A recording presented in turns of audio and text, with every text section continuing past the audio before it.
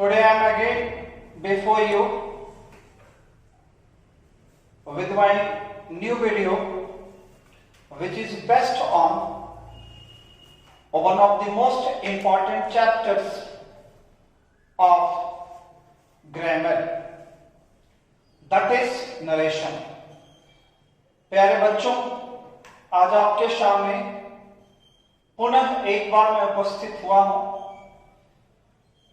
Grammar का एक बेहद महत्वपूर्ण चैप्टर नरेशन को लेकर। तो आइए देखते हैं इस वीडियो को।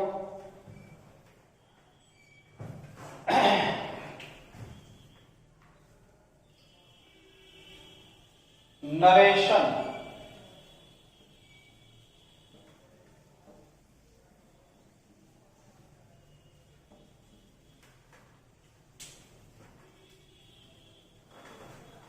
और स्पीच।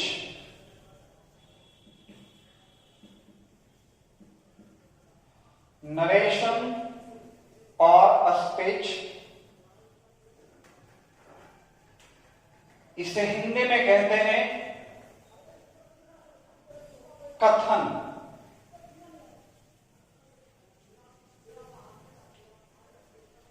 प्यारे बच्चों,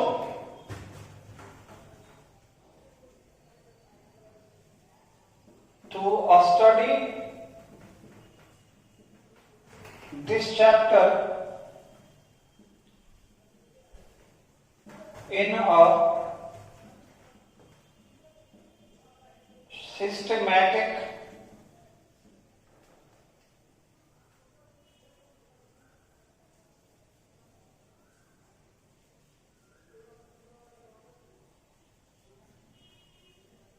well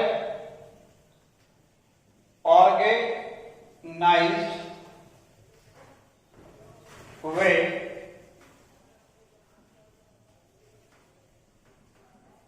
we classify it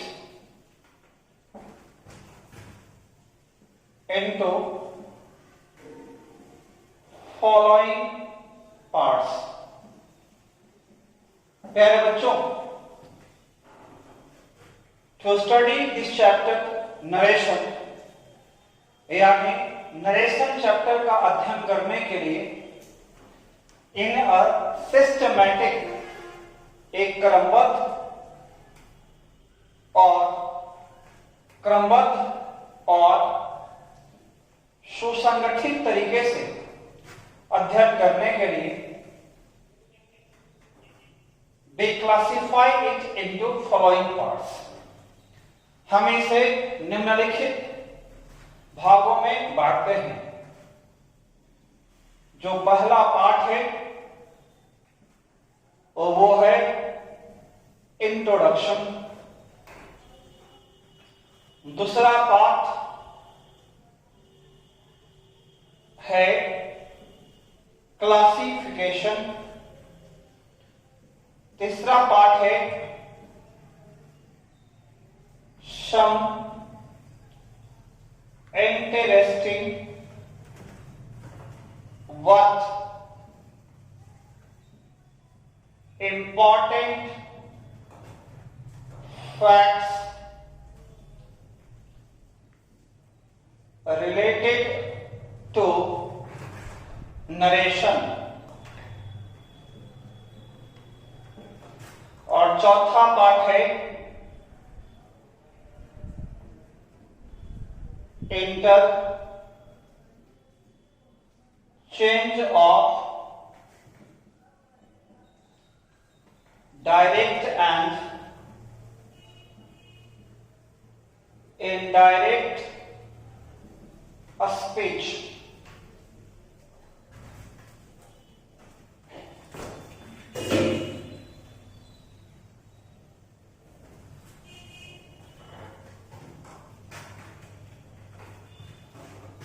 तो प्यारे बच्चों, हम नरेशन को क्रमबद्ध और सुसंगठित ढंग से अध्ययन करने के लिए हमने इसे 4 पार्ट में क्लासिफाई किया है, वर्गीकृत किया है। पहला पार्ट है इंट्रोडक्शन, जहां देखेंगे नरेशन क्या है, नरेशन किसे कहते हैं, राइट। दूसरा पार्ट है क्लासिफिकेशन, वर्गीकरण, जहां देखेंगे नरेशन को कितने भागों में बांटा गया है। तीसरा पार्ट है some interesting but important facts related to narration, narration से जुड़ा हुआ कुछ महत्वपूर्ण एवं रोचक तथ्य। और चौथा जो पार्ट है वो है interchange of direct and indirect speech, यानी प्रत्यक्ष कथन तथा अप्रत्यक्ष कथन के वाक्यों का आपस में रूपांतरण।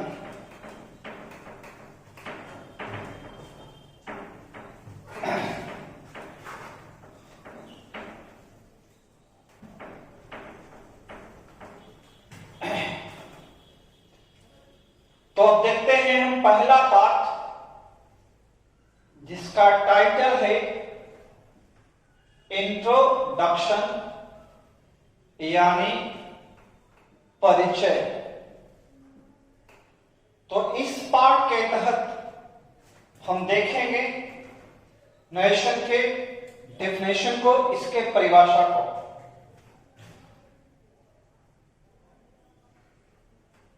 Narration has been derived from a Latin word narrate, which is a verb and has a sense of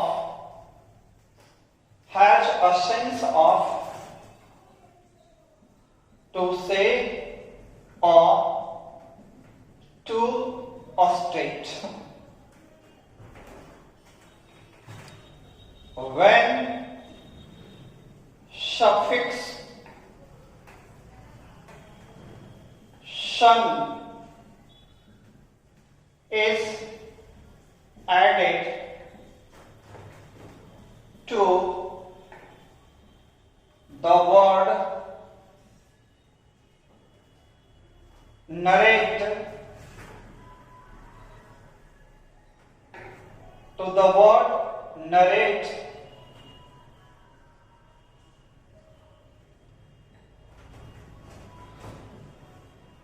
it becomes narration।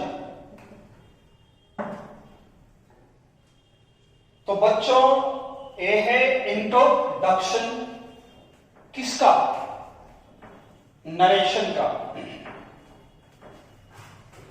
हमने बताया है आपको narration has been derived. Derived का मतलब है उत्पन्न होना, व्युत्पन्न होना।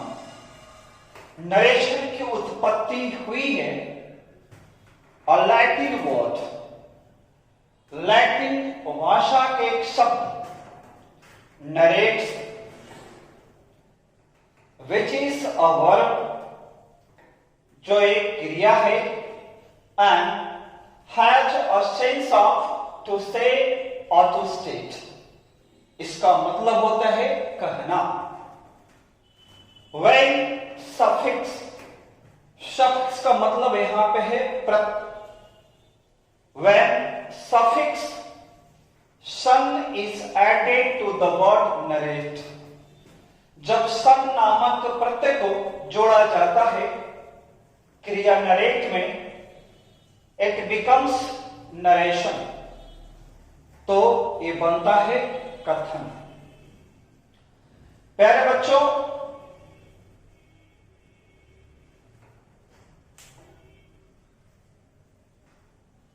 अंग्रेजी आज की तारीख में दुनिया की एक सबसे महत्वपूर्ण भाषा है। Nowadays, English is one of the most important languages, one of the most important language of the world.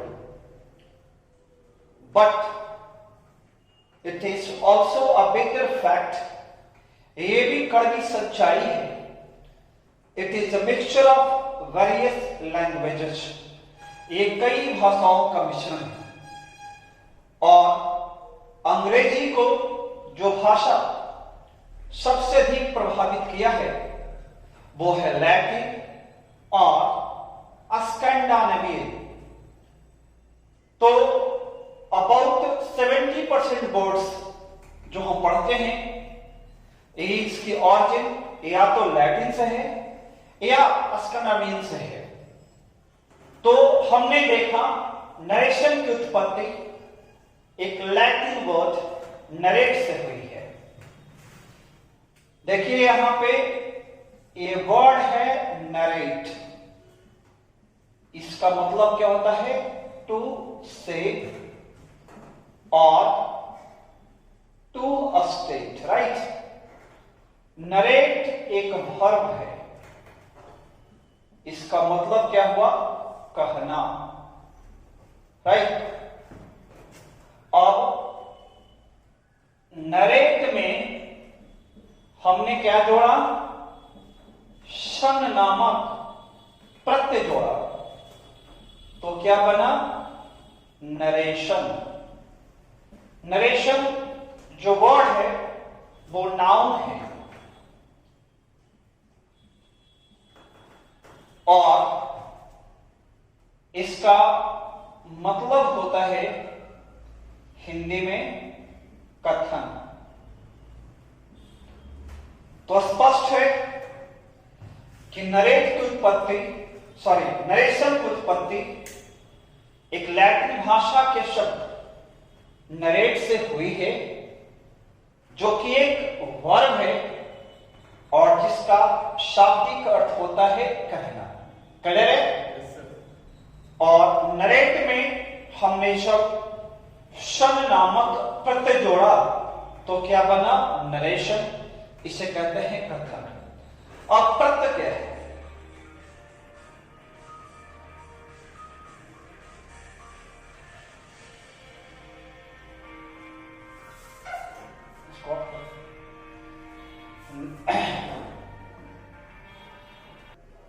तो यहां पे टर्म आया प्रत्यय। तो प्रत्यय जो है वो शब्दांश होता है, राइट। प्रत्यय इस अंग्रेजी में कहते हैं सफिक्स। सफिक्स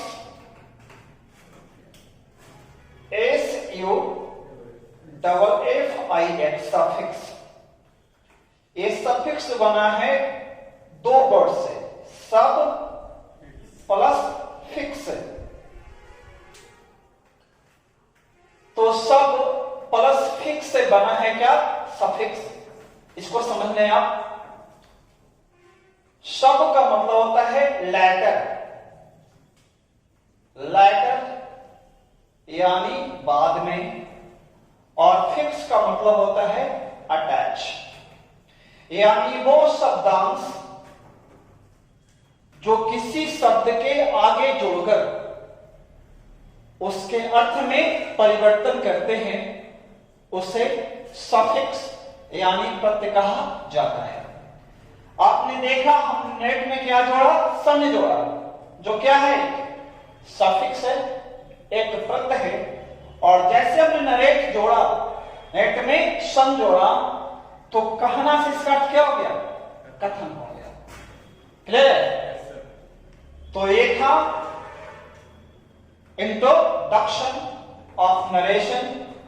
जब आपने देखा नरेशन की उत्पत्ति लैटिन भाषा के शब्द नरेट से हुई है, जिसका शाब्दिक अर्थ होता है कहना। नरेट में जब शन नामक प्रत्यय जोड़ा गया तो बना नरेशन, और इसका शाब्दिक अर्थ होता है कथन। अब हम चलते हैं इसके सेकेंड पार्ट की तरफ। सेकेंड पार्ट क्या था? क्लासिफिकेशन था। क्लासिफिकेशन, इसे हिंदी में कहते हैं बेटा वर्गीकरण।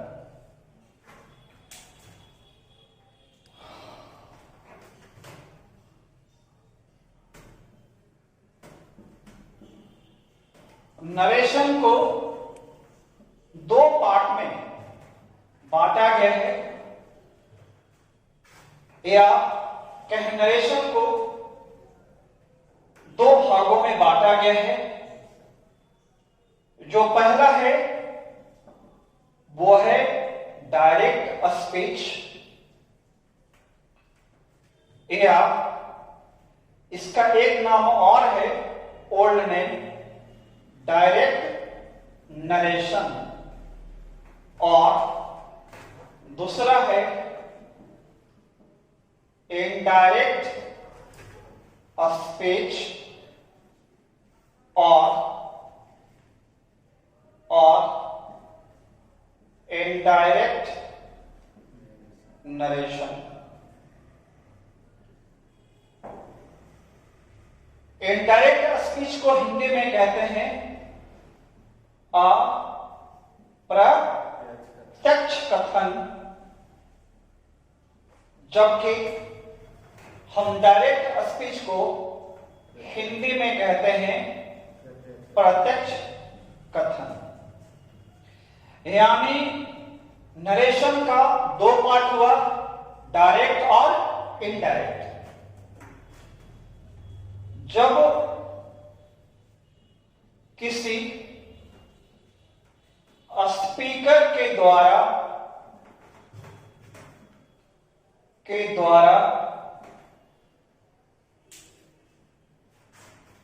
कही गई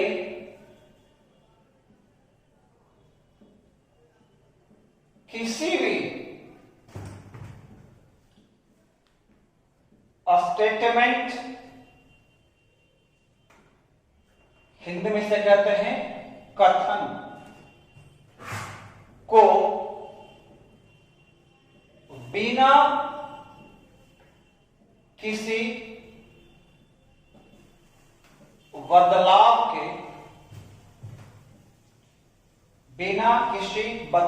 के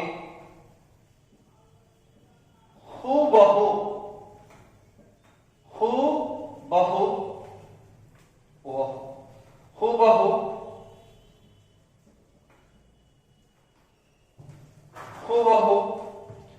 उसी के शब्दों में कहा जाता है तो किसी स्पीकर के द्वारा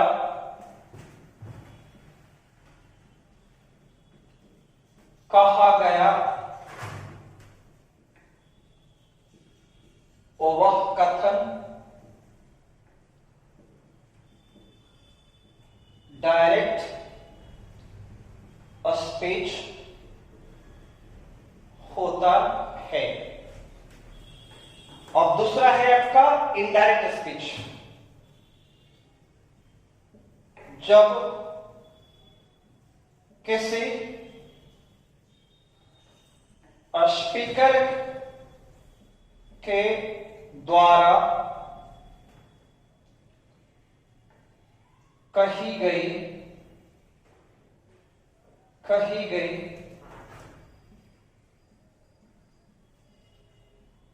किसी भी कथन को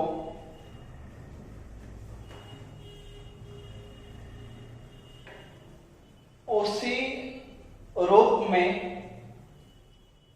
ना कहकर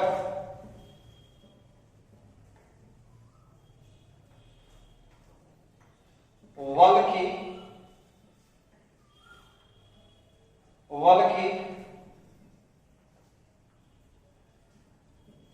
कुछ न कुछ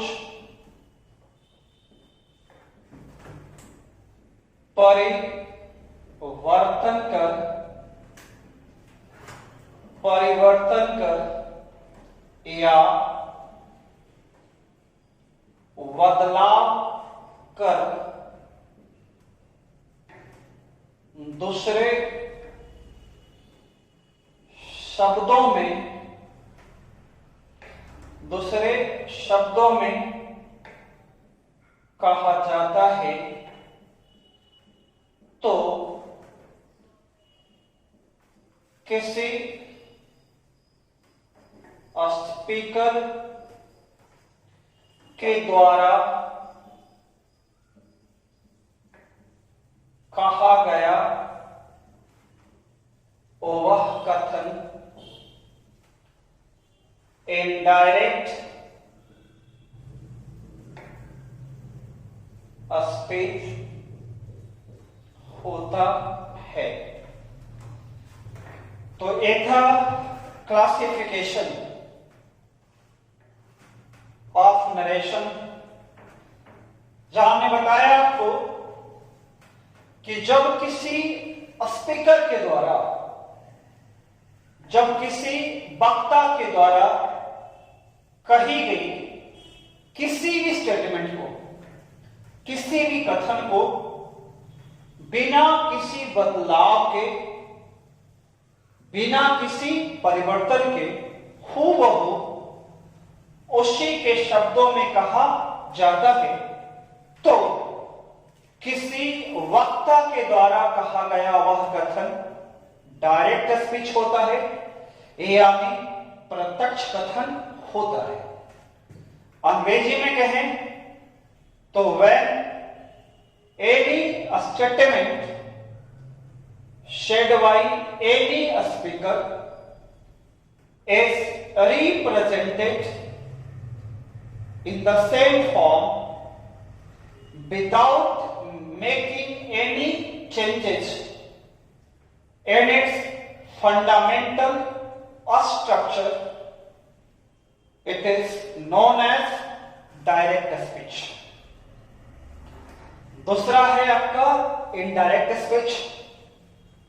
मैंने दिखाया है जब किसी स्पीकर के द्वारा, जब किसी वक्ता के द्वारा कही गई किसी भी कथन को उसी रूप में ना कहकर बल्कि कुछ ना कुछ परिवर्तन कर, बदलाव कर दूसरे शब्दों में कहा जाता है तो किसी वक्ता के द्वारा कहा गया वह कथन इनडायरेक्ट स्पीच होता है, इनडायरेक्ट स्पीच कहलाता है। अंग्रेजी में कहें तो when any statement said by any speaker is not presented in the same form, is not represented in the same form what presented in another form, in another way, by making some fundamental changes in its original structure, it is known as indirect speech। Clear है कि जब किसी वक्ता के द्वारा कही गई किसी भी कथन को हूबहू उसके शब्दों में ना कहकर बल्कि उसी के शब्दों में कहा जाता है तो वो होता है डायरेक्ट स्पीच। और जब किसी वक्ता के द्वारा कही गई किसी भी कथन को उसमें कुछ ना कुछ परिवर्तन कर, बदलाव कर कहा जाता है तो होता है वो इनडायरेक्ट स्पीच। तो बच्चों आज के वीडियो में इतना ही। Thank you, that's all.